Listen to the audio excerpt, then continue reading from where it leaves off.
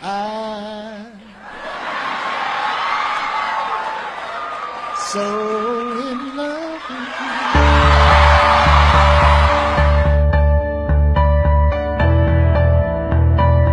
Where's my wife?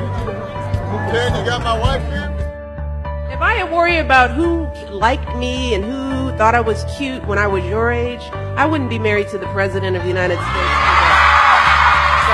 First date, I took her to the Art Museum and the Art Institute. We spent the whole day together. He was showing me all facets of his character. We got silly.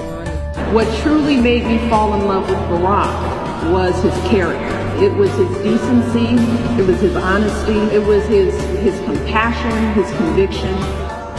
What we've learned is that the friendship that we established early on in our marriage, that carries you through tough times.